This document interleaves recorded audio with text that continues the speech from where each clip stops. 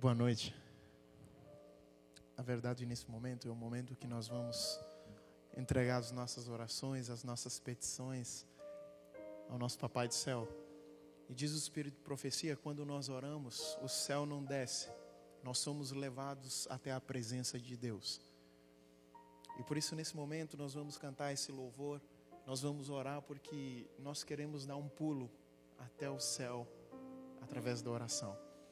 Eu percebi que alguns colocaram seus pedidos aqui, mas se existe alguém ainda que não colocou os seus pedidos, então esse é o momento de você colocar aqui. E eu gostaria de convidar você, enquanto a gente estiver cantando essa música, Falar com Deus, que você não só colocasse seu pedido aqui, mas se você tem alguma coisa especial que você queira que a gente ore, que nós oremos aqui nesse lugar, eu gostaria que você saísse de onde você estiver e venha aqui na frente, porque nós vamos orar. O céu vai se abrir e Deus escutará a nossa oração. Então, enquanto estiver cantando esse hino, se puder vir aqui na frente, nós oraremos juntos.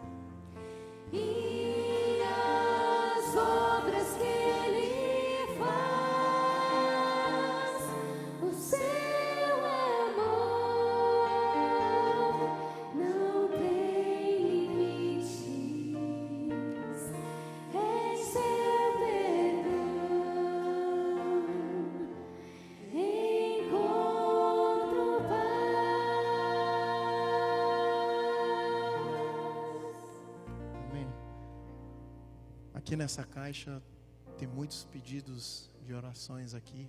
Talvez você tenha colocado algum aqui. Mas eu creio num Deus que pode atender a cada pedido dentro dessa caixa. Eu não sei se você crê nisso, mas eu quero te desafiar nesse momento a você crer num Deus que pode todas as coisas. Porque nosso Deus, Ele não é grande, Ele é simplesmente o maior. E nesse momento eu vou convidar você a gente dar um pulo lá no céu através da oração. Mas eu te desafio a crer que o Deus que pode todas as coisas, Ele vai atender o seu pedido. Eu não sei o que você colocou, eu não sei o que vai no seu coração, mas o nosso Deus, Ele pode. E nesse momento nós vamos nos ajoelhar, porque Deus vai ser erguido aqui nesse lugar.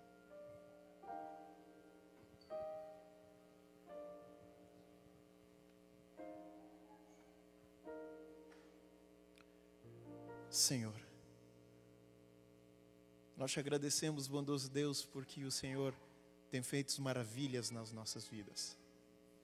Obrigado, Deus, porque o Senhor tem estado conosco, tem cuidado de nós, e por isso nós estamos aqui, Pai.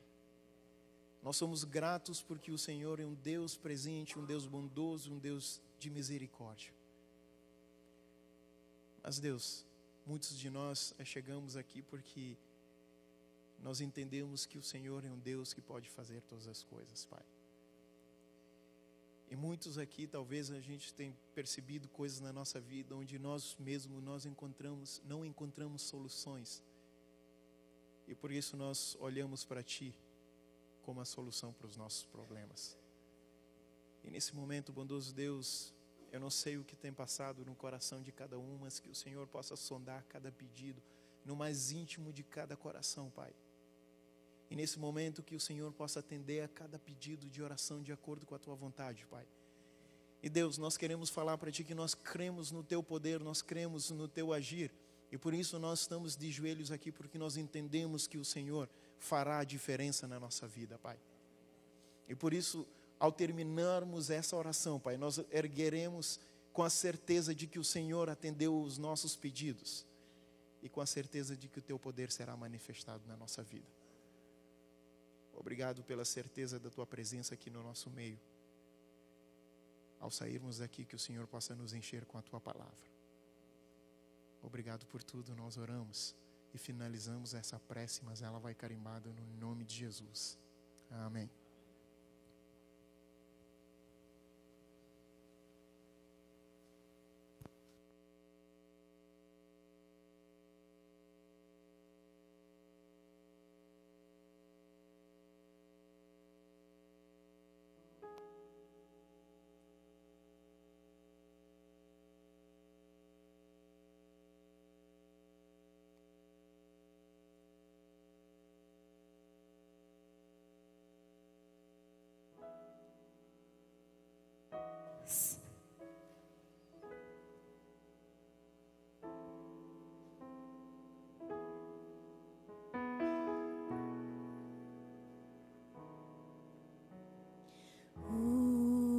Ouço o som do martelo batendo nos cravos. Ouço o som de blasfêmias de homens irados. Ouço o som de Jesus ofegante e aflito. Ouço até gargalhadas jogosas cruéis, zombarias de homens infiéis. Ouço o som de Maria, seus pés soluçando. Ouço o som de trovões e clarões protestando. Ouço o som de tremores de terra, o céu se enfurece. Ouço o som,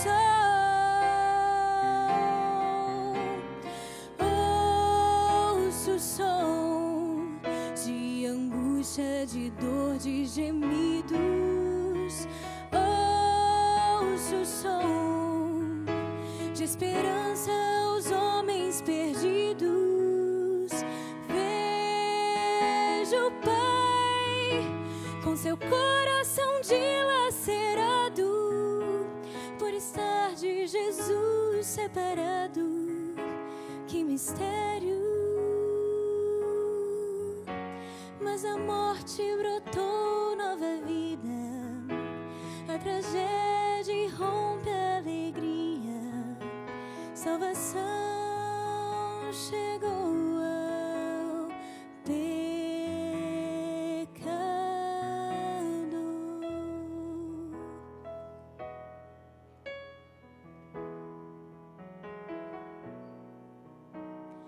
Vejo então que o universo inteiro contempla o seu Deus, destituído de glória e beleza.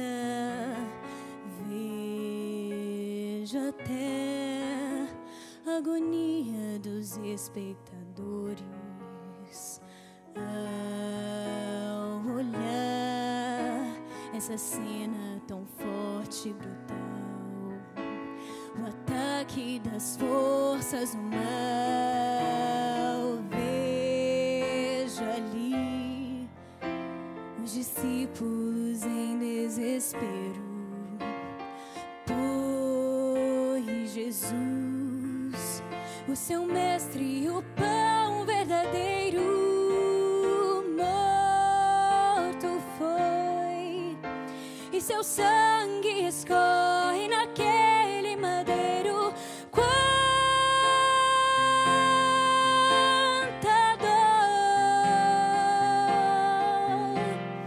Ouve a voz que te chama da cruz do Calvário.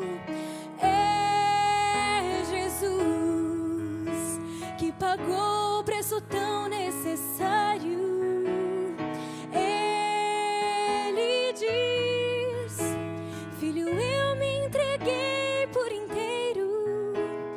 Sofri por amor verdadeiro, infinito. Eu morri pra poder te dar vida, vida plena e que nunca termina, ao alcance de quem aceita.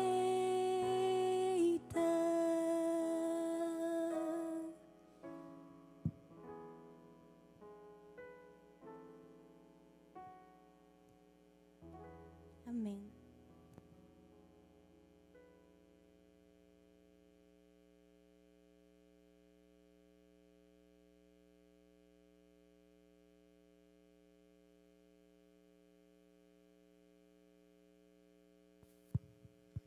Boa noite, irmãos.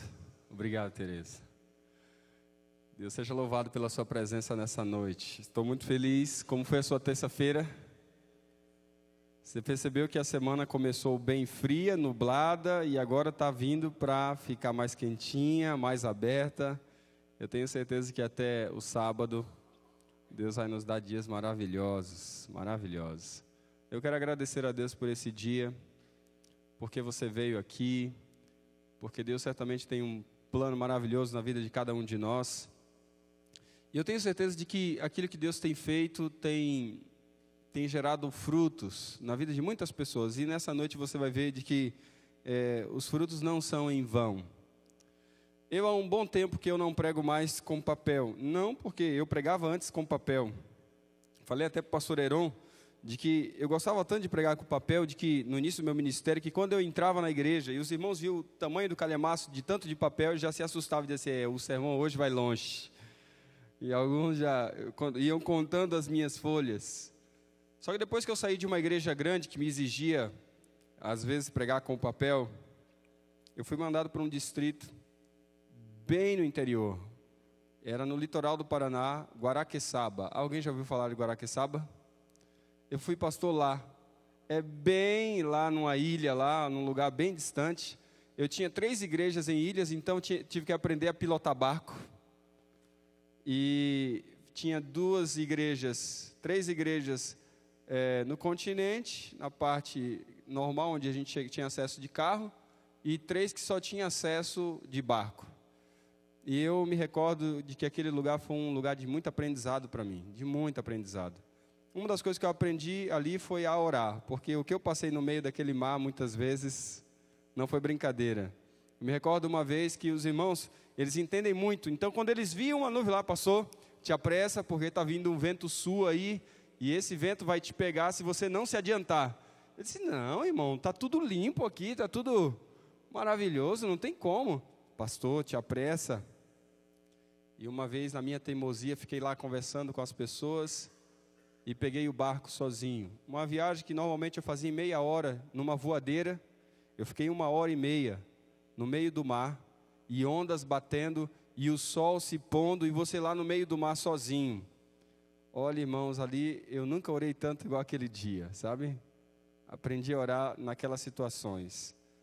E eu sei que Deus, de lá para cá, naquele distrito, diz assim, amigo, tu não vai conseguir falar às pessoas se tu continuar desse jeito. E eu aprendi, e tenho aprendido a pregar e não utilizar mais papel. E aquele distrito foi fundamental nesse processo. Só que uma vez, eu fui pregar numa igreja e eu tinha preparado o sermão, tudo bonito, tudo certinho, até escrito o esboço dele. Só que na sexta-feira à noite eu tive um sonho. E não que isso seja...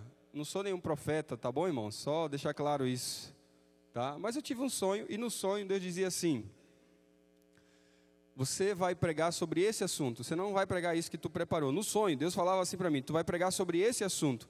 E eu falava no sonho, mas Deus, eu não preparei nada sobre isso, e o sermão é agora, de manhã, como é que eu vou pregar sobre isso? Ele falou, tu vai falar sobre esse assunto. E eu acordei impressionado com aquilo, levei o sermão que tinha preparado, e quando cheguei, estava sentado ali, tinha cadeiras, a plataforma, eu estava sentado, estava relutante com Deus. Eu prego o assunto que Ele falou, mas não tenho nada preparado, ou eu prego o que está aqui no papel, no esboço que eu preparei. E na hora da oração, Deus me impressionou o seguinte, prega o que Deus falou para você pregar, no sonho. E eu abri a Bíblia num texto e comecei a pregar, comecei a discutir sobre aquilo que o texto falava sobre aquele assunto e preguei. E acredito que Deus usou. Porque no final, uma pessoa veio assim, pastor, eu trouxe esse amigo meu aqui, porque ele me ligou ontem à noite dizendo que precisava vir à igreja. E ele me ligou de manhã, quero dizer, de manhã cedo, dizendo que precisava vir à igreja. O que acontece é que esse rapaz, ele está aqui comigo, e deixa ele mesmo falar para ti. E ele falou bem assim, olha, ontem à noite eu tive um sonho. E Deus falou no sonho que eu deveria vir nessa igreja aqui, e alguém iria falar sobre esse assunto para mim. E de fato, eu vim aqui na igreja hoje, e você falou do assunto que Deus tinha falado no sonho ontem para mim, para eu vir na igreja, para eu ouvir. E eu queria dizer que Deus falou através de você, a minha pessoa, porque eu precisava ouvir isso. E eu falei, Deus, que isso? E imediatamente eu lembrei do meu sonho e do que Deus havia pedido para eu falar, e entendi por providência divina. Enquanto vinha para cá, eu vinha pensando o seguinte, Senhor, eu vou falar sobre determinado assunto. Mas aí, conversando com alguém, eu disse, Deus, eu acredito que, conversando com uma pessoa hoje, no final da tarde, e conversando com uma pessoa que estava comigo, eu pensei, Deus, eu acho que o Senhor está me pressionando a mudar o assunto dessa noite. E hoje vou falar a vocês de um assunto pela qual Deus me impressionou no final dessa tarde para falar com vocês. Então eu peço que você abra a sua Bíblia no livro de Atos, no capítulo 11. Livro de Atos, no capítulo 11. Eu gosto muito do livro de Atos. É como se estivéssemos falando do quinto evangelho, de uma igreja que se prolifera, do entendimento do que é ser igreja, do que é ser cristão. Está aqui nesse texto, e eu gosto muito dele. Nesse texto do livro de Atos, eu vejo a providência, a mão divina sobre os seus filhos. E Deus, Ele é um especialista em colocar a mão e providenciar aos seus filhos as suas necessidades. Porque diz a palavra que o Senhor não desampara os seus filhos. O Senhor tem a eles com muito amor. Não que o Senhor vai nos dar tudo aquilo que a gente deseja, mas o Senhor vai nos dar aquilo que a gente precisa. E eu tenho certeza que vocês que estão aqui nessa noite dizem assim: Senhor, eu posso te agradecer nessa noite porque não me falta o que eu necessito. Talvez falte o que eu desejo, mas o que eu necessito não me falta. E quando eu falo de desejo e necessidade, eu me recordo, é claro, antes da gente ler o texto, do período que eu estava na faculdade. Como eu falei para vocês ontem, eu paguei toda a minha faculdade vendendo livros. E eu tinha pedido a Deus: Senhor, me ajuda a pagar minha faculdade, mas eu inicialmente não queria comportar. Mas não tinha outra saída. Ou eu comportava ou não ia conseguir pagar a minha faculdade. E eu fui comportar. E eu ia bem na comportagem, graças a Deus. Eu ia bem. Deus providenciava o dinheiro. Uma vez um colega disse assim: Alex, você vai bem na comportagem, está conseguindo pagar a faculdade. Vamos nos juntar em duplas. E então nós vamos para o Rio de Janeiro. Eu comportei 6 férias no Rio. 6 férias. Então nós vamos para o Rio de Janeiro. E aí a gente começa a trabalhar com palestras, e aí a gente vai ganhar muito mais. Eu já tinha comportado 2 férias, vendido livros 2 férias antes no Rio de Janeiro. Na verdade, 3 férias antes no Rio de Janeiro. Uma delas, eu fui trabalhar só com médicos e advogados. Assim, eu vou trabalhar só com segmento, só pessoal de repartições públicas e médicos e advogados. Acontece que os médicos e advogados do Rio de Janeiro, onde eu estava ali tentando cavar os recursos, não eram como os médicos e advogados lá da Bahia, por exemplo. Quando eu chegava, o pessoal: entra aí, estudante, entra aí, vamos conversar. No Rio de Janeiro, o pessoal mais pé atrás, com medo. Será que não vem aqui para me assaltar? Será que o indivíduo quer aqui falar no meu escritório, aqui no meu consultório? Espera aí. E eu tinha 1 mês para vender, naquela época, 12 mil reais. 6 mil para pagar os livros e 6 mil para pagar a faculdade. Era R$1.000 a mensalidade naquela época. Ano de 2002, 2003. E eu lembro que passou 15 dias e eu não havia conseguido dinheiro. Nada, vendido nada. Eu vendi R$1.000 em 15 dias. Eu precisava de 12. R$1.000. Praticamente estava no processo de manutenção. E eu falei: Deus, eu vou fazer uma coisa aqui que ninguém faz. Se esse povo não quer me receber, eu vou para um lugar onde eu acredito que o povo pode me receber. E eu fui para a região de Bangu 1, 2 e 3, uma zona de conflito entre 2 facções rivais, Terceiro Comando e Comando Vermelho. Então você ia passando ali, foi para os lugares chamados Senador Camará, na zona oeste do Rio de Janeiro, aonde ainda não tem UPP, pode ter certeza, que eram lugares difíceis. Sabe que eu estou falando de UPP, né, irmãos? Unidade de Polícia Pacificadora. E eu fui para esse lugar, só eu e o líder da campanha sabia.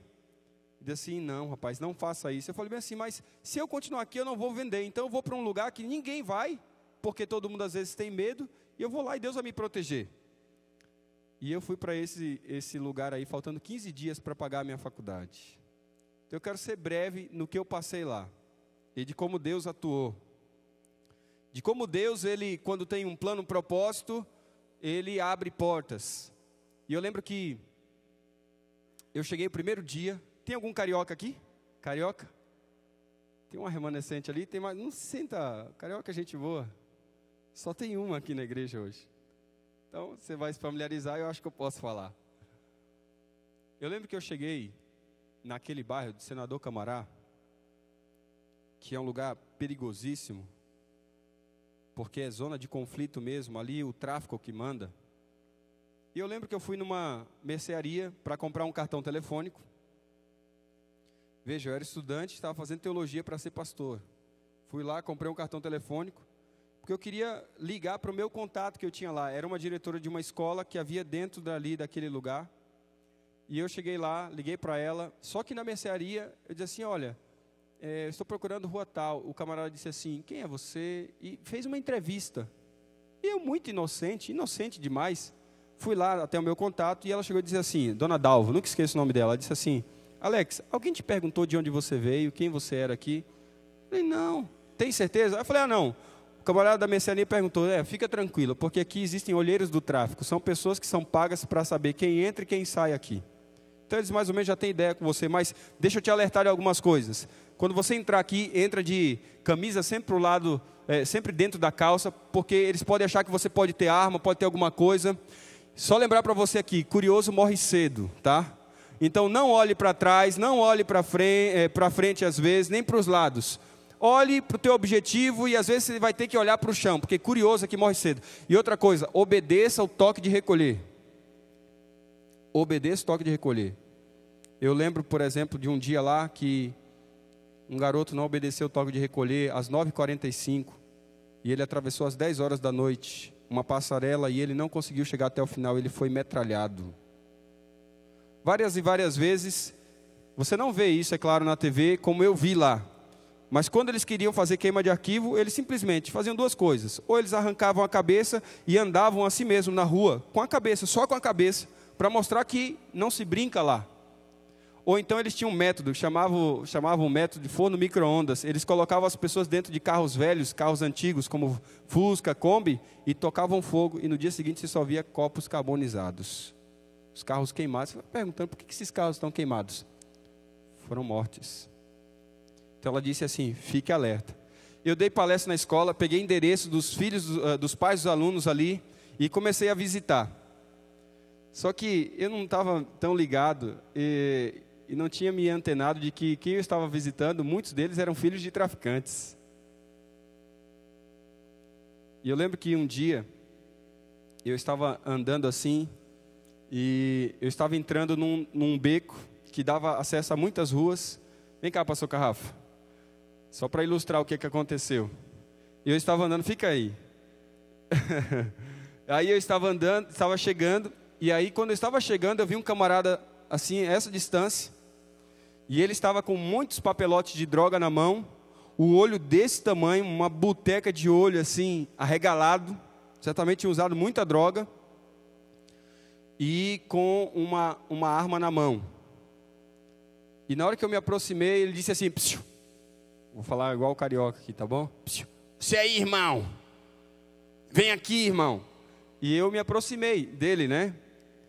E aí eu fiquei assim, eu cheguei mais ou menos essa distância, ele disse assim, você é surdo, irmão? Você não ouviu dizer que é para você vir aqui? Vem aqui, irmão, você é surdo? Você não sabe como é que eu estava aquela hora, né? E aí eu me aproximei dele e ele olhou para mim e disse assim, tu veio matar quem aqui? Diz aí, tu veio matar quem aí? Desse jeito, com a arma na mão, e disse assim, tu veio matar quem aqui? Você ri, mas você não sabe o que eu estava passando lá na hora. E de repente, assim, eu não sei o que Deus fez, que me deu coragem de assim, eu falei, irmão, ó, falei, irmão, e coloquei a mão aqui nele e disse assim, eu não vim matar ninguém, eu vim salvar. E ele deu risada, conta outra, você veio salvar, o que você está fazendo aqui? Eu falei, olha, eu estou procurando a rua Plutão, e o pior, irmãos, Plutão, como é o último planeta, era a última rua que eu tinha que ir. E ele disse assim para mim, é o seguinte aí, ó bro, falou bem assim, é o seguinte bro, tu tem meia hora para tu ir lá e voltar, e ai de ti se tu não chegar a tempo. Eu nunca dei uma oferta tão rápida na minha vida igual aquela, nunca. Voltei, uma outra vez, e comecei a vender lá, porque as pessoas nunca vão lá. Há uma ideia muito errada a respeito das favelas do Rio de Janeiro, ou das comunidades. Você pode olhar por fora, é tudo muito feio, mas quando você entra na casa das pessoas, é tudo muito arrumadinho, tem tudo lá dentro. E são pessoas que muitas vezes trabalham no centro do Rio de Janeiro, mas não têm condições de vida, porque há uma discrepância muito grande entre a Zona Sul e o restante do Rio de Janeiro. O que é Zona Sul é o pedaço mais caro do país. E o que não é Zona Sul é onde está a maioria da cidade.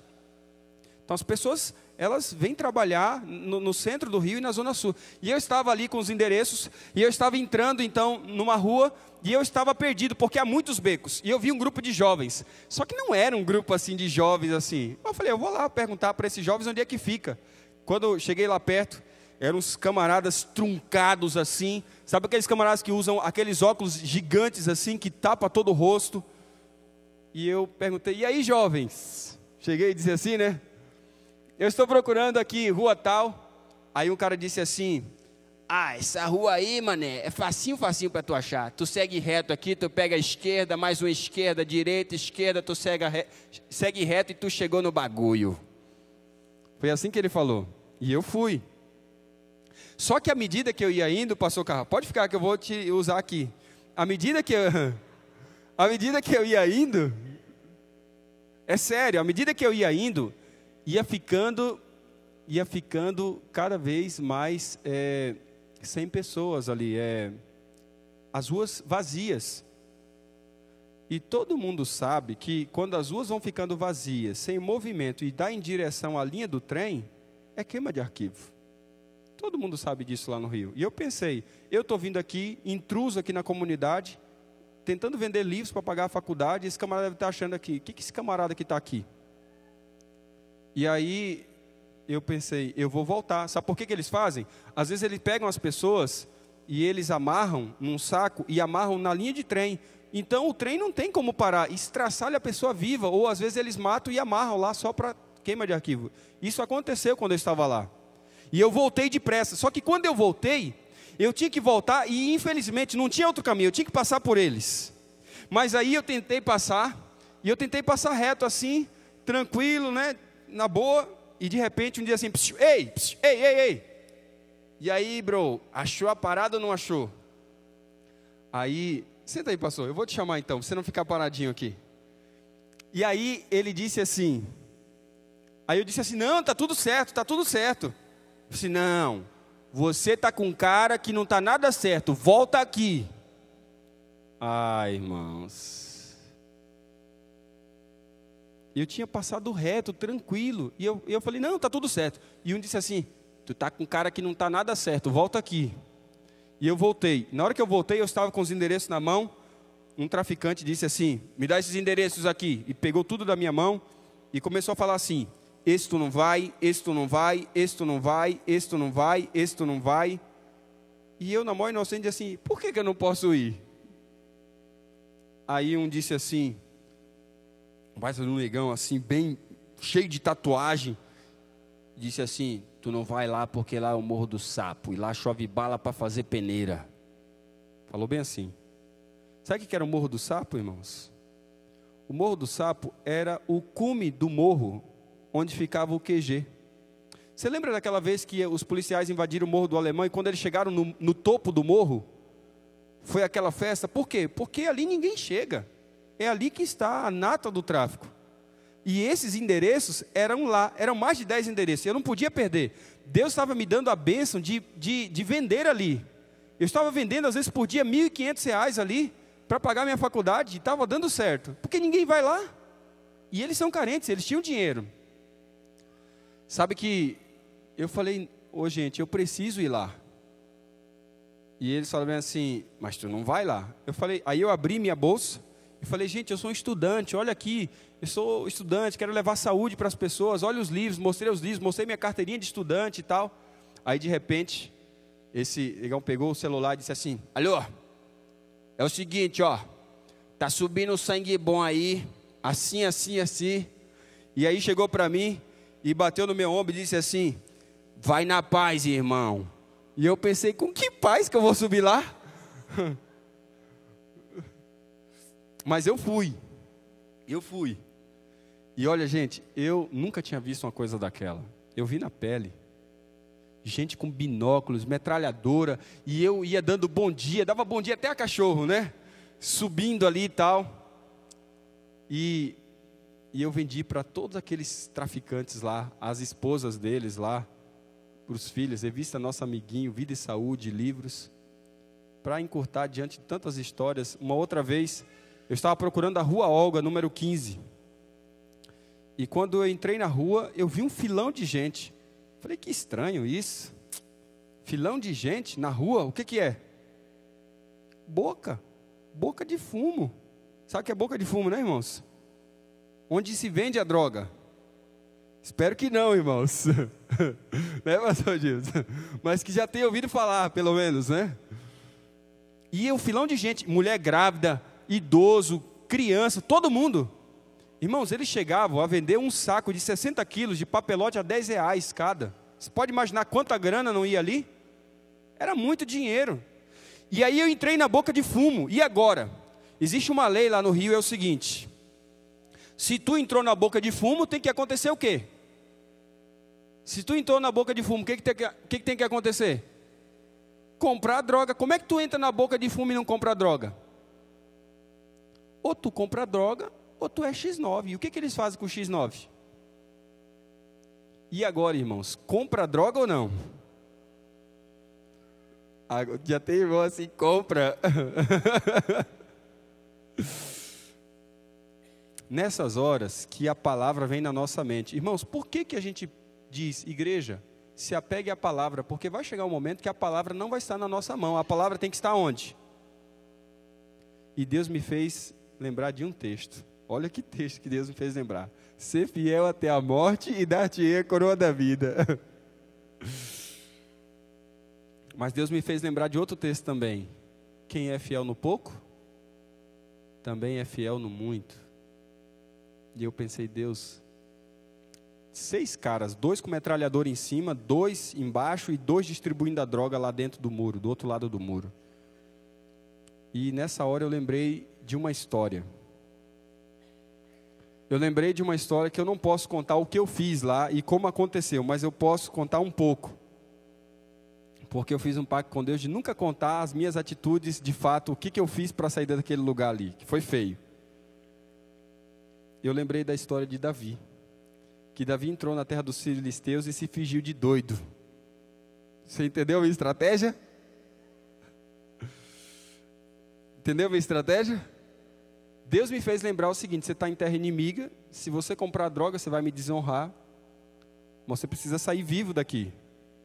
Então lembrei de que Davi entrou na terra dos filisteus e se fingiu de louco.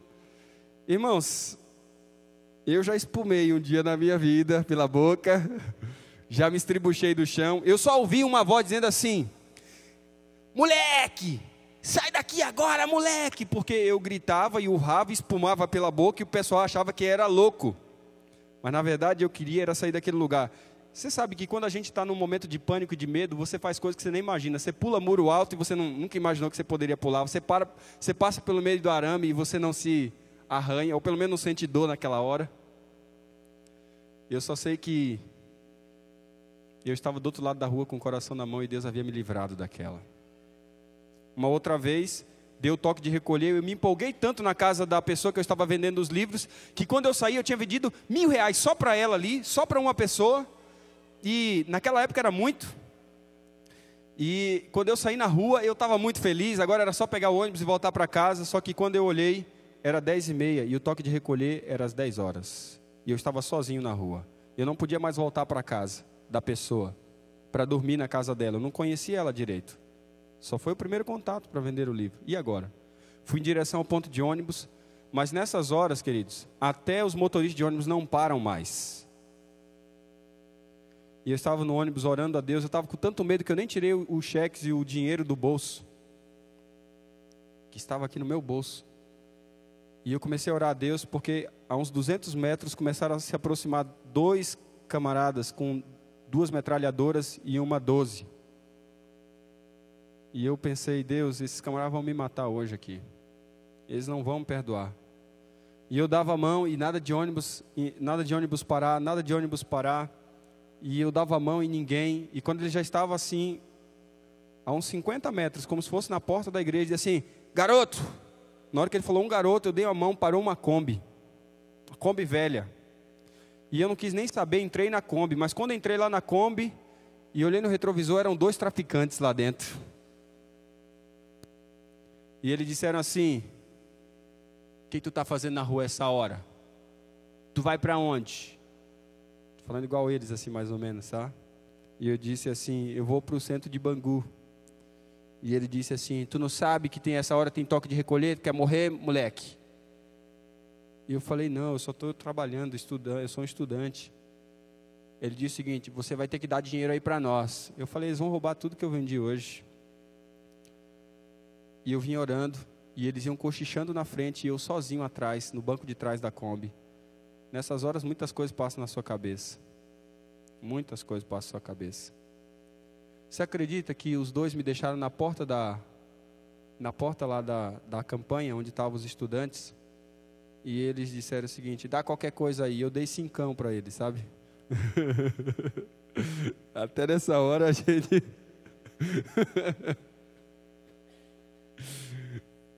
Eu não queria financiar o tráfico. Deus abençoou de que aquelas férias eu fui fazer o meu acerto.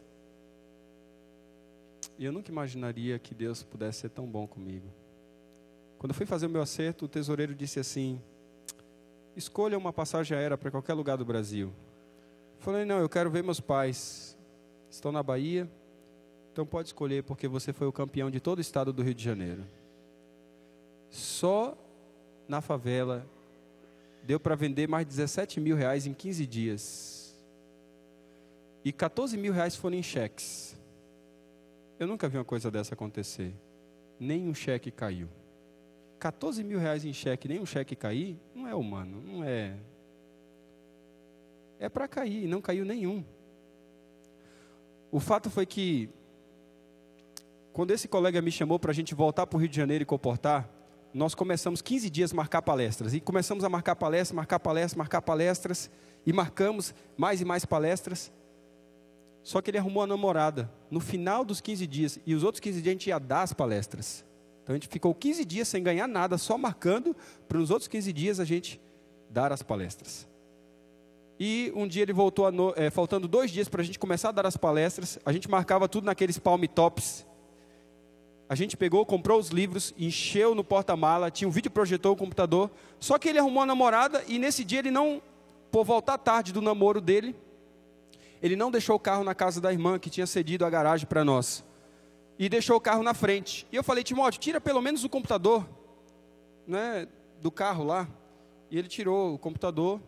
Só que ele esqueceu o palm top, deixou todos os livros. Quando nós acordamos de manhã cedo para começar a trabalhar, adivinha o que aconteceu? Levaram o carro, sumiram, furtaram com o carro. Nós achamos o carro no final da tarde, todo depenado, sem livro, sem volante, sem palm top, ou seja, todo o trabalho pior, todo o trabalho que nós tivemos em 15 dias foi tudo por água abaixo. Acabou tudo. Nós não sabíamos aonde dar as palestras.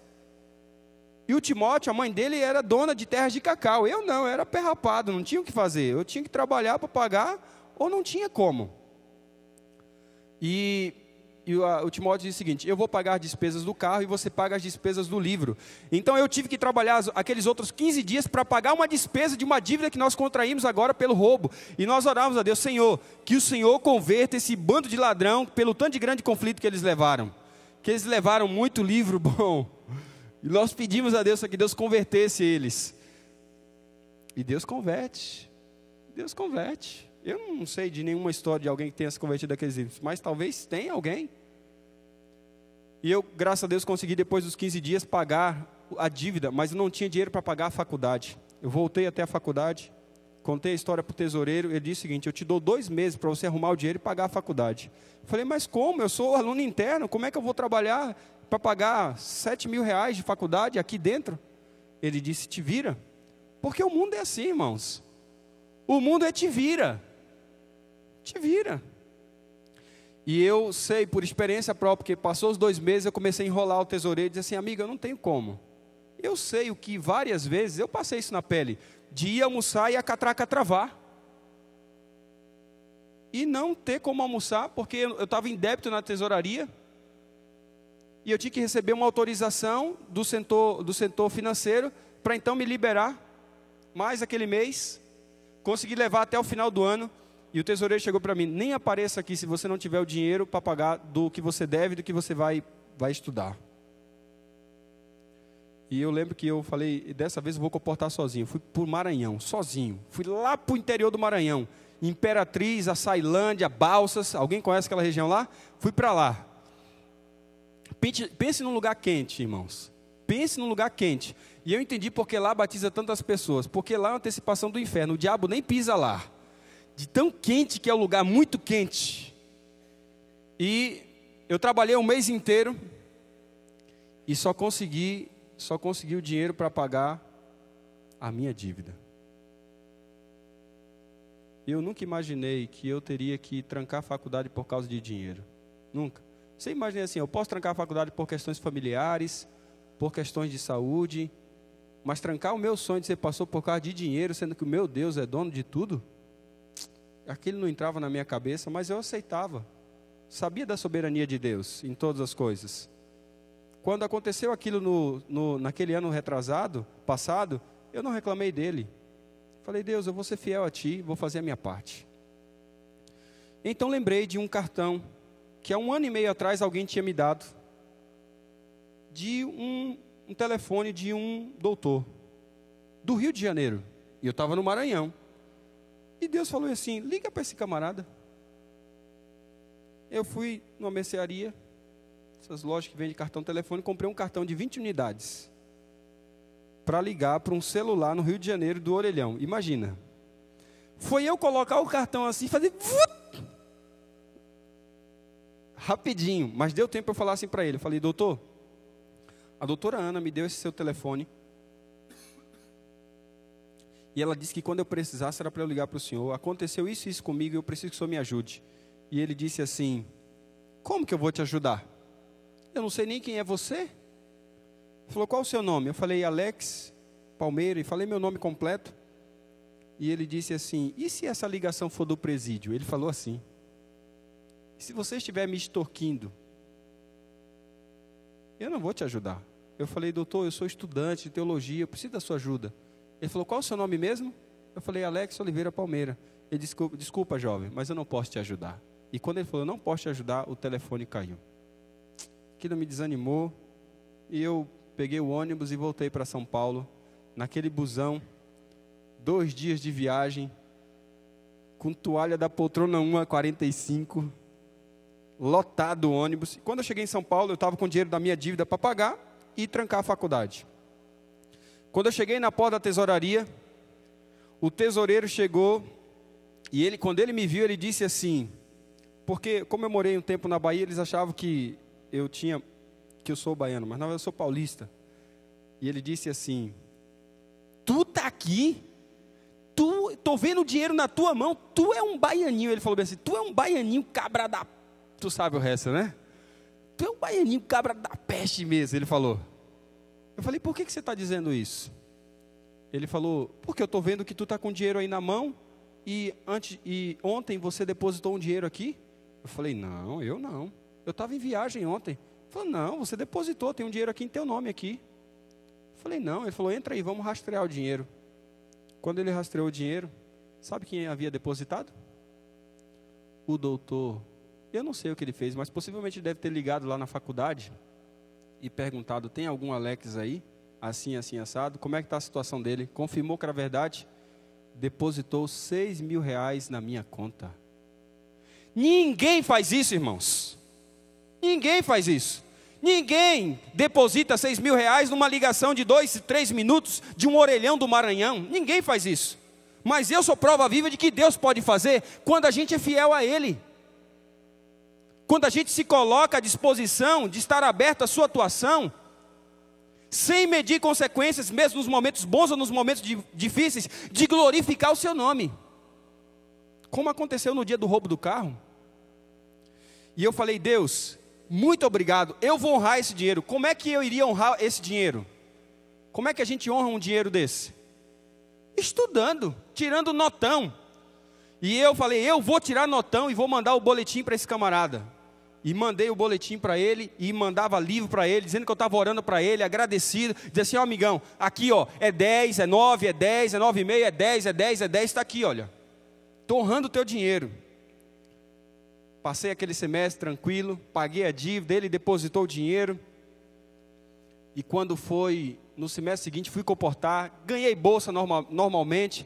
Quando fui pagar a minha dívida, quando fui pagar o meu semestre seguinte, o tesoureiro disse assim, rapaz, tu é um cabra da peste mesmo, né? Falei, o que aconteceu? Disse, tu depositou semana passada já o dinheiro aqui, eu estou vendo mais dinheiro na tua mão ainda. Falei, não, você está enganado. Falou, entra aí, será que aconteceu a mesma coisa? Quando foi rastrear, sem eu pedir, o doutor depositou mais R$6.000. sem eu pedir, irmãos.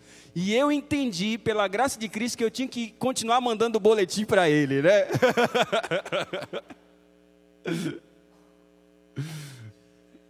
Você acredita que esse doutor, ele pagou 2 anos de faculdade para mim, sem eu nunca pedir para ele? 2 anos? E com o dinheiro que eu ganhava, eu comecei a ajudar outros colegas. Hoje eu tenho colegas no ministério que eles nunca souberam, mas eu paguei a faculdade deles. Eu nunca deixei saber. Nunca deixei eles saber. Como é um caso de um colega que está ali em Curitiba, que ele iria ter que trancar, e ele estava chorando, porque eu já tinha passado por aquilo, chorando na porta da biblioteca, porque tinha que trancar. E eu disse: colega, o que está acontecendo? Eu vou ter que trancar a minha faculdade. Por quê? Eu estou devendo, não tenho dinheiro para pagar. E Deus tinha me abençoado naquele semestre, e o doutor tinha depositado mais 6 mil reais. Deus falou assim para mim: tu já passou por isso, agora é a tua vez. Eu fui lá na tesouraria, honrei o dinheiro dele. No dia seguinte ele: rapaz, Deus abençoou não sei quem, mas alguém pagou para mim e eu estou aqui estudando. Falei: Deus é bom, né? Deus é muito bom com a gente. Há uma marca de quem é realmente um cristão. E essa marca está aqui no livro de Atos, no capítulo 11. Atos, no capítulo 11, versículo 19 em diante. Acompanhe comigo a leitura. Então os que foram dispersos, por causa da tribulação que sobreveio a Estevão, se espalharam até a Fenícia, Chipre e Antioquia, não anunciando a ninguém a palavra, senão somente aos judeus. E alguns deles, porém, que eram de Chipre e de Cirene, que foram até Antioquia, falavam também aos gregos, anunciando-lhes o evangelho do Senhor Jesus. E a mão do Senhor estava com eles, e muitos crendo se converteram ao Senhor. E a notícia a respeito deles chegou aos ouvidos da igreja que estava em Jerusalém, e enviaram Barnabé até Antioquia. E tendo ele chegado, e vendo a graça de Deus, alegrou-se e exortava a todos a que com firmeza de coração permanecessem no Senhor. Porque era homem bom, cheio do Espírito Santo e de fé, e muita gente se uniu ao Senhor. E partiu Barnabé para Tarso, à procura de Saulo, e tendo-o encontrado, levou para Antioquia, e por todo um ano se reuniram naquela igreja e ensinaram a numerosa multidão. E em Antioquia foram os discípulos pela primeira vez chamados de cristãos. Naqueles dias desceram alguns dos profetas de Jerusalém para Antioquia. E apresentando-se um deles, chamado Ágabo, dava a entender pelo Espírito que estava para vir grande fome por todo o mundo, a qual sobreveio nos dias de Cláudio. Os discípulos, cada um conforme as suas posses, resolveram enviar socorro aos irmãos que moravam na Judeia, o que eles, com efeito, fizeram, enviando aos presbíteros por intermédio de Barnabé e de Saulo. Irmãos, quando eu vejo essa descrição da igreja primitiva, eu começo a entender por que eles foram chamados de cristãos. Eu quero resumir, por causa do nosso tempo nessa noite, mas Deus está chamando os verdadeiros cristãos para glorificarem o seu nome e testemunharem. E eu quero apelar a você nessa noite. Você é um cristão de verdade? A Bíblia diz o que é um cristão. E nessa noite Deus está apelando para que você se torne um cristão de verdade. Um cristão de verdade tem 5 características de acordo com esse texto. Em primeiro lugar, há um ponto fundamental aqui. A Bíblia diz que essa igreja é uma igreja que está em movimento. Ela não é uma igreja que está estagnada, ela é uma igreja que está em movimento. Só lembrando a vocês que igreja é gente, é pessoas. Igreja não é lugar, não é templo. Igreja é gente. Essa gente está em movimento. Essa gente não está estagnada e nem está em declínio a sua vida espiritual, está em movimento. E o que faz essa igreja estar em movimento? Esse povo está em movimento. Há um fator que faz a igreja se movimentar aqui. Sabe qual é? O que faz a igreja crescer aqui? Sabe o que faz a igreja crescer? O que faz a igreja crescer aqui é um elemento chamado perseguição. Quantas e quantas vezes, irmãos, Deus tem que levantar muitas vezes perseguição entre o seu povo para chacoalhar o seu povo, para mostrar para você de que você precisa assumir algumas responsabilidades ante o valor cristão. Possivelmente você esteja passando por um momento de perseguição, e é esse momento que Deus está mais falando da tua fé. Porque a fé é exercida nos momentos difíceis. Não são nos momentos fáceis da carreira cristã que a gente exerce fé. A gente exerce fé nos momentos difíceis. Nos momentos fáceis a gente permanece com ela. Mas o momento do testemunho, de mostrar, é no momento de perseguição. Essa perseguição gerou um crescimento em 2 aspectos. Primeiro, um crescimento geográfico. A igreja estava centralizada só em Jerusalém. E Deus está falando o seguinte: vocês têm que sair de Jerusalém. Deus está falando para a igreja central de Maringá: vocês precisam sair. Vocês precisam engravidar, plantar outras igrejas. Se a igreja que está cheia demais já está no segundo culto, quem sabe tem que voltar para o primeiro culto e uma parte plantar outra igreja. Tem algumas pessoas que querem fazer terceiro culto. Quando a igreja já está indo para o terceiro culto, ela vira uma igreja de programas e esquece da missão. Uma igreja que quer realmente vivenciar o evangelho conforme Atos é uma igreja que se multiplica. E essa igreja que se multiplica, ela é uma igreja em movimento. Ela não fica só em Jerusalém, não, é tudo aqui, tudo aqui. Vamos quebrar para aumentar. Amigos, ao invés de quebrar para aumentar, vamos multiplicar. E eu louvo a Deus porque está saindo uma igreja logo ali, na escola adventista, dessa igreja aqui. Amém? Louvado seja Deus. Mas há um segundo fator de crescimento aqui. A igreja não somente cresce geograficamente, ela cresce culturalmente. A igreja agora não é só mais para os judeus, agora a igreja é para os gentios. E não é de se admirar que pela primeira vez, quando eles são chamados de cristãos, eles não são chamados de cristãos aonde? Dentro de Jerusalém. Eles são chamados de cristãos aonde? Fora de Jerusalém. Foram chamados de cristãos em Antioquia. Irmãos, nós jamais seremos chamados de cristãos aqui dentro da igreja, que dentro da igreja é fácil. Aqui dentro da igreja, venha com um sorriso, põe uma roupa legal e adore a Deus um pouquinho, que todo mundo vai dizer que você é cristão. Agora eu quero saber se você é cristão é lá no seu trabalho, se você é cristão lá na sua escola, se você é cristão lá na rua, se você é cristão com seus vizinhos. Eu quero saber se você é cristão é lá no mundo real. Lá a gente vai saber se você é cristão. Ser cristão aqui dentro da igreja não é difícil. Deus está chamando a sua igreja para ser cristão lá fora. E as 5 características que marcam um verdadeiro cristão, conforme a palavra. E a primeira característica está no versículo 21. A Bíblia diz o seguinte: que a mão do Senhor estava com eles, e muitos crendo se converteram ao Senhor. Você é cristão de verdade? Você ainda não é batizado nessa igreja, mas Deus está te chamando para ser um cristão. E se Ele está te chamando para ser um cristão, a primeira coisa que Ele está exigindo de você, você precisa ser uma pessoa de fé. O que o texto está dizendo é que eles tinham fé e eram convertidos. Irmãos, o que é fé? Irmãos, fé não é a decoreba de Hebreus 11, irmãos. Um dia a gente perguntei o que é fé. O irmão diz assim: pastor, fé é a certeza das coisas que não se esperam, convicção dos fatos que não se vê. Essa definição é muito fácil. Fé é transferência de confiança. É quando você confia menos no seu dinheiro para confiar mais em Deus. É quando você confia menos nas pessoas que estão ao seu redor para confiar mais no Senhor. É quando você tem um problema jurídico e você sabe que você precisa colocar na mão do advogado, mas antes de colocar na mão do advogado, você coloca na mão do Senhor Jesus Cristo e descansa. Não fica perdendo noites, ansioso pelo que Deus vai fazer. Descansa. Fé não é essa certeza? Descansa. Fé é a certeza de que você está doente e precisa de um médico, e você coloca nas mãos de Deus e diz: o que dá, deu, porque Deus está no controle. Fé é transferência de confiança. Alguns dizem que, no latim, que fé é fidúcia, fé não é credência. O que é esse termo? Fé não é apenas ter uma crença. Ah, eu acredito nisso, eu acredito no sábado, eu acredito nisso, eu acredito mais naquilo. Fé é transferência de confiança. A Bíblia diz que a fé é tão importante que a Bíblia chega a dizer que sem fé é impossível agradar a Deus. Porque para Deus a fé é como o trigo é para o padeiro e como o dinheiro é para o banco. Para Deus não tem como viver uma vida cristã sem fé. Só para ilustrar para vocês de maneira objetiva. Um dia um equilibrista colocou um cabo de aço em 2 apartamentos. E começou a fazer o desafio assim. E ele colocou: eu não vou colocar nada embaixo para me proteger. E vou pegar o megafone e vou atravessar isso aqui. Quantos aqui acreditam? Você sabe que para esse tipo de loucura o que não falta é o quê? Curioso. E ele colocou e começou então a fazer o desafio. E amontou aquele monte de gente ali.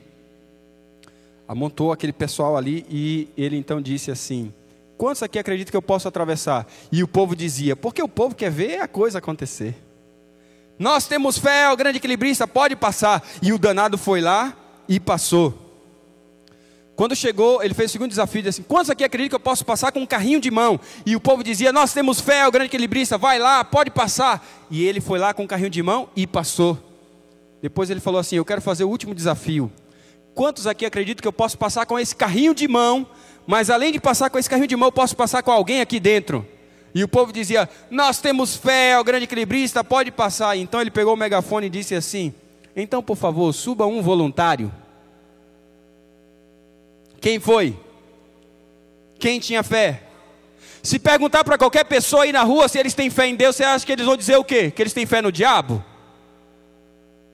Eles vão dizer que eles têm fé em Deus, mas eles têm fé em Deus mesmo? A ponto de deixar muitas vezes algumas das suas necessidades mais urgentes? Eles têm fé em Deus mesmo para negligenciar um trabalho que seria ótimas oportunidades? Ele tem fé mesmo para abandonar muitas vezes um relacionamento de namoro que não está dando certo, mas que tem pecado ali dentro que não deixa desvencilhar? Tem fé em Deus suficiente para tirar o que é de Deus quando o salário está contado? Estamos falando de fé. Quem é cristão tem fé. Deus está chamando pessoas de fé nessa noite. Pessoas de fé que se entregam e se colocam nas mãos de Deus e não ficam preocupados sem dormir à noite, porque a Bíblia diz que aos seus amados Ele o dá enquanto dorme. Enquanto você está dormindo, Deus já está operando, abrindo portas e levantando pessoas para socorrer os seus filhos. Enquanto você está dormindo em paz. Filipenses 4 diz o seguinte: não andeis ansiosos de coisa alguma. Irmãos, nós já temos estressado o suficiente no mundo para que os cristãos também se juntem a eles. Temos que ser um povo de calma e de paz, entender de que Deus está atuando naquilo que aparentemente pode ser bom e naquilo que aparentemente pode ser mal aos nossos olhos, mas Deus está atuando. A segunda coisa aqui é que eles eram convertidos. Irmãos, conversão é isso, irmãos. O indivíduo saindo nesse caminho e de repente ele muda a rota. Ele fazia isso, agora não faz mais. Conversão, irmãos, não é algo que Deus exige de nós. Conversão é algo que Ele oferece. E tudo aquilo que Deus oferece, Ele oferece em abundância. Deus está dizendo para você nessa noite: você quer ser convertido? Eu converto você. Isso não é obra sua. Você por você mesmo nunca vai conseguir ser convertido, porque a sua carne pede pecado, a sua carne pede inclinação ao mal. Mas se você permitir, eu vou transformar você. E Deus tem transformado. Olha como Deus já transformou você. Você era duro como pedra, você era grosso e rude. Deus deixou você calmo. Às vezes vem alguns irmãos e dizem assim: eu não levo desaforo para casa. Eu não sei que virtude tem isso. Essa não é a virtude do evangelho. Não, eu dou um boi para não entrar numa briga e dou uma boiada para não sair dela. Comigo escreveu, não leu, o pau comeu. Tudo bem, mas isso é da carne, isso não é do evangelho. No evangelho os paradigmas de Cristo são outros. Esses são os paradoxos de Cristo no evangelho. Quer ser o primeiro? Seja o último. Quer ganhar? Perda. Quer receber? Doe. Quer viver? Morra. Esses são os paradoxos de Cristo. Te bateram?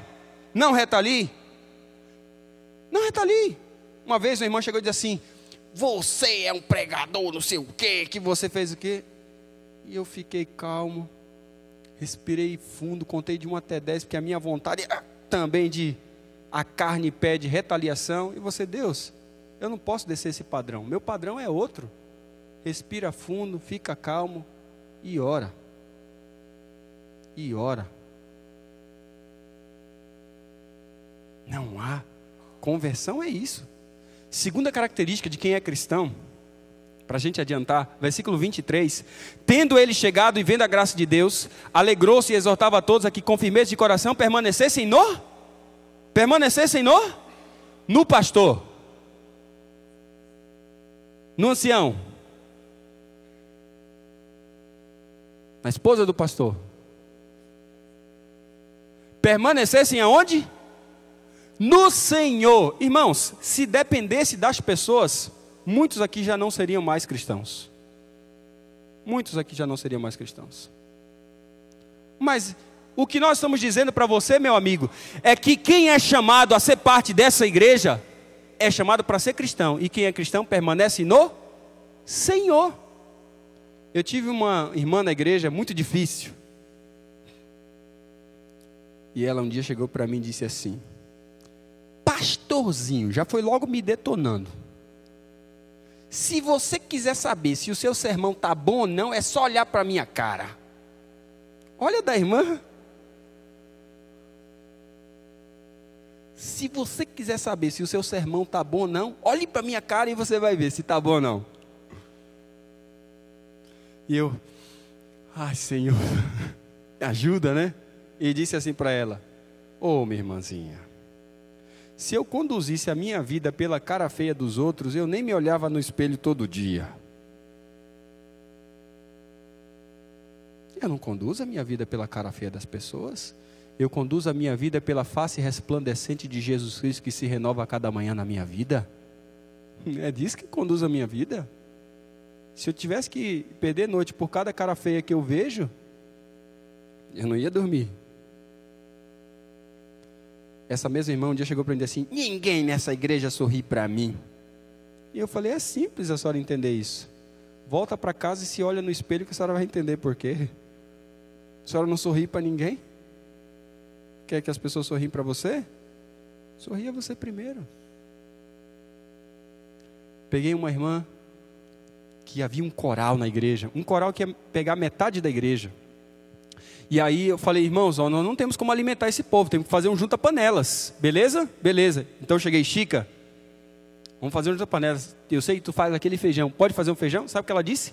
Eu fazer feijão? Cada um que cuide do seu feijão. Eu não vou fazer feijão para ser ninguém. Cada um que cuide do seu feijão. Eu falei: mas Chica, só um feijão, Chica.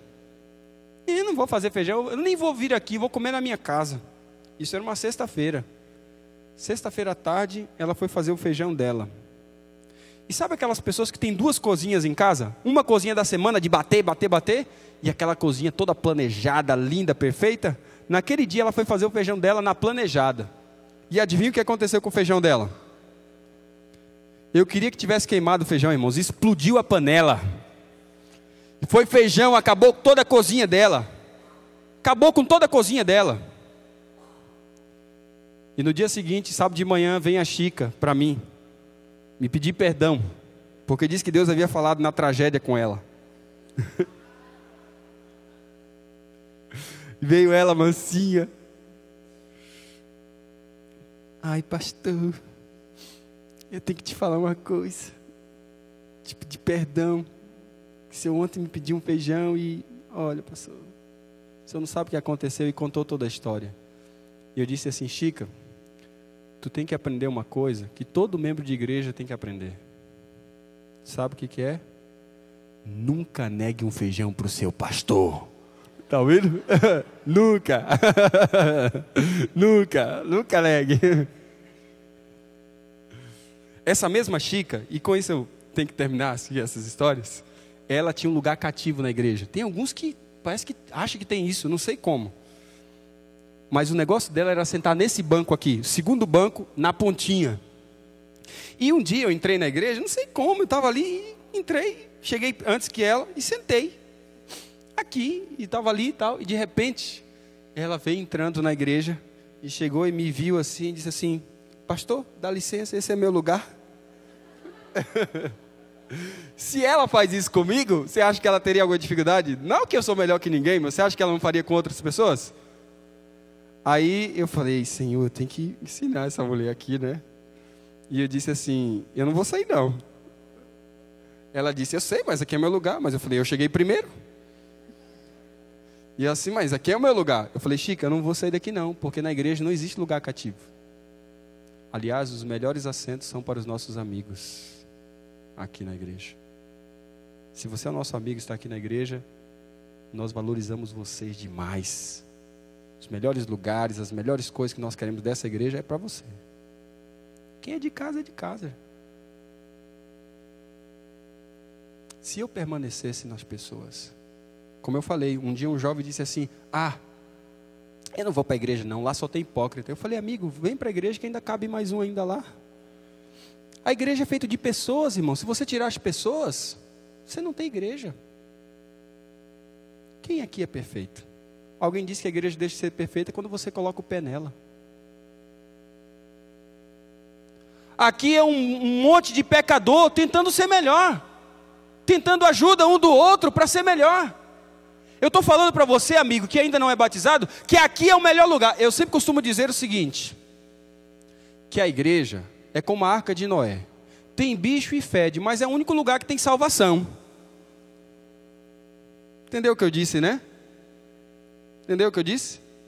Aqui, às vezes, tem pessoas pecadoras que erram, que dão mau testemunho, mas vai lá para o mundo, lá é muito pior. Lá é bem pior, triplicadamente pior. Mas Deus está chamando a sua igreja aqui. E Deus está chamando que quem é cristão permaneça onde? No Senhor. Para de olhar para os outros e permaneça no Senhor. Quem é cristão permanece no Senhor. A terceira característica está no versículo 24, porque era homem bom e cheio do Espírito Santo. A Bíblia está dizendo que quem é cristão busca o Espírito Santo. E quem é uma pessoa que tem o Espírito Santo? Aí fora, ter o Espírito Santo é falar em línguas, ter dom de cura e expulsão de demônios. Aí fora, nas outras igrejas. Não tem nada a ver com a Bíblia. Na Bíblia, ter o dom do Espírito não é falar em línguas, não é ter o dom de cura e não é expulsar demônio. Embora que quando o povo fala isso para nós, o adventista parece que não sabe responder. A gente tem como responder, nós temos fundamento na palavra. Um dia o camarada, na tua igreja fala línguas? Sim, fala, lá tem um pastor que traduz, o pastor Mark Finley. Tua igreja expulsa demônio? Não, minha igreja expulsa, mas lá não entra. Claro que entra. Claro, eu já vi entrar. Claro que entra. Só que se entrar, a gente vai expulsar. Só que aqui não tem culto que a gente invoca o diabo. Não tem culto de descarrego. E se o diabo não entrar na igreja, você é um covarde e não veio hoje. Peraí. Nosso culto é para glorificar o nome do Deus vivo, não é para invocar o diabo. Por isso que nessa igreja tem decência e ordem em seu culto. Não tem gritaria, porque nós não temos um Deus surdo, que conhece os nossos pensamentos. Nós temos decência e ordem. Ah, mas na tua igreja não tem dom de curas. Ah, não, nós oramos lá 20 anos para uma irmã e agora ela está curada. Não, eu estou falando de dom imediato, de curar imediato. Irmãos, todos esses dons não significam que alguém não tem o Espírito.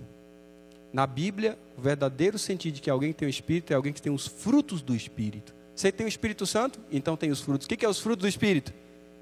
É alguém que é bondoso, paciente. Tem domínio próprio lá na sua casa? Lá tem o Espírito. Lá tem paciência? Lá tem o Espírito.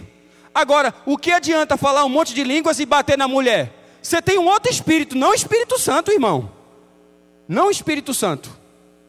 O Espírito Santo tem os frutos do Espírito: paciência, bondade, longanimidade, domínio próprio. E Deus está apelando para pessoas que têm o dom do Espírito. Quarta característica, diz que por todo ano eles se reuniram na igreja. Irmãos, quem é cristão vem para a igreja. Quem é cristão não fica em casa. Quem é cristão vem para a igreja. Está na Bíblia. E por último, irmãos, por causa do tempo, versículo 29. Os discípulos, cada um conforme as suas posses, resolveram enviar socorro aos irmãos que moravam onde? Na Judeia. Sabe qual é a última característica de quem é cristão? Amor para com os excluídos. Amor para o próximo. A maior marca de uma igreja, irmãos, é amor para com os excluídos. Alguém disse assim: você quer conhecer uma pessoa? Coloque alguém sem nenhum atrativo diante da sua face e perceba a sua reação. Entendeu o que eu quis dizer? Você quer conhecer uma pessoa? Coloque alguém sem nenhum atrativo, que não tem nada a oferecer diante dela, e perceba como ela reage. Porque quando a gente está na frente das pessoas que têm alta posição, seja social, financeira ou acadêmica, a gente tem uma maneira de tratar. Mas quando a gente está na frente de pessoas que não têm nada a nos oferecer, parece que a gente trata diferente. Quer conhecer uma pessoa? Coloque alguém sem nenhum atrativo diante dela e perceba a sua reação. Alguém diz assim: você quer conhecer uma pessoa? Dá-lhe poder. Quer conhecer alguém? Dá-lhe poder. Um dia chegaram para o Billy Graham e disseram assim: Billy Graham, você tem que ser embaixador da ONU. Ele falou: eu não quero, não posso. E aumentaram a proposta do salário dele. Ele disse assim: não vou. Quintuplicaram a proposta. E ele disse: não vou. e perguntaram: Billy Graham, qual é o problema da proposta? Ele falou: não há nenhum problema com a proposta. É que o trabalho que é pequeno, o trabalho de salvar pessoas e de estar envolvido na salvação de gente é maior do que qualquer outra coisa. E Deus está chamando a sua igreja para amar os de fora, a olhar para os de fora com um olhar de compaixão e apresentar-lhes a salvação. Nessa noite, irmãos, Deus está chamando um verdadeiro cristão. E eu gostaria de chamar o pastor Heron. O pastor Heron vai entrar no tanque agora com uma pessoa muito especial, que é o Antônio Henrique. O Antônio Henrique é a especificação de alguém que encontrou o Senhor Jesus Cristo e é um cristão. Eu, conversando com ele, eu vibrei muito, louvei muito a Deus. Deixa eu falar um pouquinho do Antônio Henrique antes de fazer o batismo dele, e com isso a gente termina o culto dessa noite. Quem aqui já não teve um passado difícil? Se Deus não tivesse te alcançado, o que seria você? Se Deus não tivesse te alcançado, Antônio, o que seria de você hoje? Se Deus não tivesse colocado no coração o seguinte: não, eu vou ser um cristão de verdade, um cristão de verdade, garoto de fé, que permanece no Senhor, que está cada dia buscando ser cheio do Espírito, que está aprendendo a viver em comunidade, por isso vem à igreja, e que tem amor para com os excluídos, para os de fora, para o próximo. Deus te chamou para esse momento e trouxe você de uma maneira tremenda, porque Ele colocou no seu caminho pessoas que te ajudaram a ser um cristão. Você já é um cristão, Antônio. O que você está fazendo hoje, eu repito, como eu tenho falado todas as noites, você só está demonstrando publicamente de que lado que você está. E Deus colocou na sua vida muitas pessoas, entre elas um manto cobertor, né, que cobre. Na hora que você falou o nome da sua namorada, Talit, eu fiquei pensando: você sabe o significado do nome da tua namorada? O Talit é exatamente o manto que se coloca quando o judeu vai adorar. Existem pelo menos 3 instrumentos que o judeu usa para adorar a Deus. Uma delas é a kippá, e a outra delas é o Talit, que é aquele manto que reveste, dizendo o seguinte: eu estou aqui para glorificar a Deus. Deus colocou alguém que glorifica o seu nome para te alcançar. Foi isso que Ele fez. Assim como Deus tem colocado pessoas que te trouxeram aqui nessa noite para você glorificar o nome dEle, Deus colocou a Talit para você. Mas Ele não colocou só a Talit para você, Ele colocou um casal maravilhoso também, e Ele está aí do seu lado. Uma parte desse casal, que é o Itamar e a Lília. Cadê a Lília? Eu queria chamar você aqui, Lília, vem aqui pertinho. E eu queria chamar também aqui algumas pessoas que são seus amigos. Além da Lília, os seus filhos também, o Jonathan e o Mateus. E eu queria chamar o Tiago, amigo da faculdade. Está aí o Tiago? Vem aí, Tiago. E queria chamar papai e mamãe, a irmã Maria e o irmão Toninho. E a irmã também, a Camila, está aí? Está aí a Camila? Vem cá. Eu quero agradecer a Deus por vocês. E se quiser o namorado da Camila vir junto, pode vir também. É o marido? Marido e namorado é tudo a mesma coisa. Quando já é casado, né? Quando já é casado, entendeu, né? Quando já é casado é namorado. Quando é namorado ainda não, tá?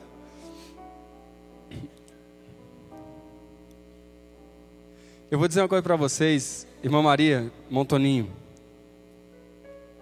Vocês sabem quem era o filho de vocês.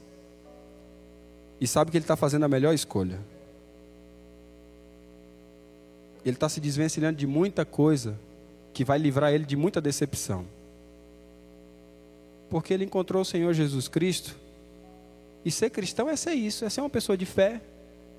Uma pessoa que não fica preocupada com a vida dos outros, mas fica preocupada em permanecer no Senhor. Ser cristão é uma pessoa que busca ser paciente, ser calma, ter domínio próprio. é uma pessoa que entende de que não dá para viver sozinho. Entendeu, Camila? Tem que viver com as outras pessoas. E tem que amar o próximo. Tem que ajudar os outros. Deus colocou amigos, Deus colocou a namorada, Deus colocou um casal, mas Deus colocou uma família na vida dele. E eu tenho certeza que o Henrique é muito grato por isso. E é por isso que nesse momento, Tony Henrique, nós queremos batizá-lo. E eu chamei vocês de pertinho para que vocês pudessem desfrutar desse momento juntos. Nesse momento nós temos a alegria de confirmar o seu nome no livro da vida, porque você já está lá. Você já tem dado demonstrações claras de como você tem testemunhado no seu trabalho, a vida que você tem levado com Cristo. E é por isso que o pastor Heron e eu, como ministro do Evangelho, para que o seu nome seja confirmado no livro da vida e os seus pecados sejam redimidos no sangue de Jesus Cristo, e para que você receba o dom do Espírito, para ser uma testemunha viva do seu poder, que nós o batizamos, em nome do Pai, do Filho e do Espírito Santo. Amém. Amém. Gostaria de ver a alegria do povo de Deus de maneira respeitosa, com a salva de palmas. Louvado seja Deus. Amém. Amém. Amém. Louvado seja Deus. Eu queria que vocês ficassem aqui. Eu quero orar. Mas eu gostaria de orar aqui por aqueles que ainda não são membros aqui da igreja, não foram batizados, mas gostaria de dizer assim: pastor, eu gostaria de ser um cristão de verdade, conforme a palavra. Tem alguém aqui nessa noite que gostaria de dizer: eu gostaria de ser um cristão de verdade? Amém. Fique em pé, eu quero orar por você. Há mais alguém? Amém, minha irmã. Louvado seja Deus. Louvado seja Deus. Eu poderia pedir um favor a você, que você viesse aqui. Eu gostaria de orar juntos aqui com a família do Antônio Henrique. Vem aqui à frente, eu quero orar com você. Vem aqui. Eu quero orar com você. Eu quero pedir para que Deus te faça um cristão de verdade, um cristão autêntico, um cristão que tem fé, um cristão convertido. Vem aqui, eu quero orar com você aqui. Louvado seja Deus pela sua vida. Amém. Amém. Louvado seja Deus. Que felicidade. Vem aqui. Que bênção. Vem aqui. Pode vir. E gostaria de fazer um segundo apelo aqui. É bem provável, irmão, que você já conheceu a Cristo, mas você não esteja vivendo à altura daquilo que você professa ser. Mas você gostaria de dizer nessa noite assim: pastor, eu tenho falhado como cristão, tenho vivido em pecado, mas eu gostaria de colocar a minha vida em dia e ser um cristão de verdade. Se você é essa pessoa, eu quero que você fique em pé, e eu quero orar com você daí, de pé. E eu quero terminar esse culto assim. Amém? Amém, minha irmã. Louvado seja Deus. Amém. Amém. Eu quero orar com você. Estou muito feliz que vocês estão aqui. Tony Henrique, hoje você certamente tem um papel fundamental de ser um testemunho vivo, continuar sendo um testemunho vivo para sua irmã, para o seu cunhado e para os seus pais e para os seus amigos. E Deus está falando com cada um de nós aqui, com cada um de vocês, de que vale a pena ser cristão. Eu não conheço nenhum, digo para vocês sinceridade, eu não conheço ninguém que tenha tomado a decisão de ser um cristão e tenha se arrependido depois. Eu conheço sim cristãos que foram levados, se deixaram levar e voltaram para a vida de antes. E eles sofrem com isso, porque eles querem voltar. E vocês tomaram a decisão de ser um cristão de verdade, e Deus vai honrar. No final de semana nós vamos ter um outro batismo aqui. Se você disser assim: pastor, eu já estou, vejo que estou pronto, já estudei a Bíblia. Ou se você ainda não estudou a Bíblia, é bom estudar para compreender melhor. Eu acho que vale a pena conversar depois com alguém que vai estar aqui no final e a gente orar por isso, tá bom? Vamos orar ao nosso Deus.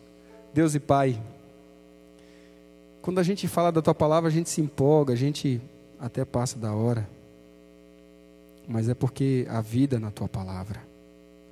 Assim como há vida no testemunho do Antônio, da Thalite, da sua família, da irmã Maria, do irmão Toninho, da Camila, do Tiago, do Jonatas, do Mateus, do Itamar, da Lília e de tantos outros, Pai, que decidiram fazer a Tua vontade. Pai, nós queremos entregar esses Teus filhos em Tuas mãos, dando a eles perseverança para continuar firme na Tua caminhada, a serem cristãos de verdade. Assim também a Tua igreja, Senhor. Alguns dos Teus filhos estão levantados aqui porque reconhecem que precisam melhorar como cristãos. Então, Senhor, nos dê a Tua graça nessa noite. Nos dê a certeza de que o Senhor nos dá uma outra chance de mudar, uma chance de reaver algumas coisas. Então, Senhor, nos leve para casa em segurança, com a Tua paz, na certeza da entrega da nossa vida em Jesus Cristo, pois oramos e Te agradecemos. Amém, Senhor. Amém. Amém. Estarei à porta para cumprimentá-los.